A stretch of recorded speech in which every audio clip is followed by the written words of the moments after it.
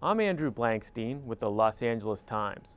Police are scaling back their manhunt for a gunman who ambushed two undercover LAPD detectives outside the Wilshire Division station early this morning.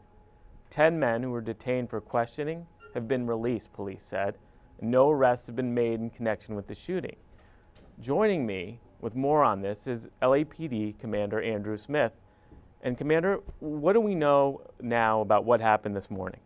Well, we still are trying to fill in all the pieces, but at about 4:30 this morning, two undercover detectives assigned to Wilshire, working a burglary task force, in plain clothes in a plain car, were pulling into the police parking lot at Wilshire Station. Now, that parking lot has a little ramp that goes up and a giant door, giant iron gate that they have to open with a key card. So they stop, you swipe the key card, gate opens, you drive in. As they were waiting for the gate to open, an unknown person basically ambushed them, came up from behind on foot, shot multiple rounds with a handgun at their car, and then fled in a southwesterly direction. Officers returned fire, unknown if the suspect was hit.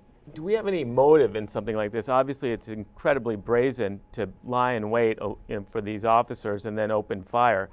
Anything on that at this point? It's really tough to pin down a motive until we catch this guy. You could say, though, that it's a known police station. The entrance is clearly marked, the police vehicles only. Anyone going in there would have to be a police employee. So you have to assume that whoever did this was trying to get our police officers. Obviously, one of the big factors in this is the disruption to the community. It's a 25-block perimeter that has somewhat been shrunk, but obviously there's officers out there searching as we speak. What can residents expect? Well, we apologize for the inconvenience. We're hoping that most folks that are living in this area were able to shelter in place, means stay in your house. We have medical teams there from the fire department that can respond if there's a medical issue within the perimeter. If someone has an emergency and they need to leave, we can make arrangements for that. But if someone just wants to go buy groceries, we'd ask them to wait till after the police have scaled back their perimeter and opened up the streets for regular traffic.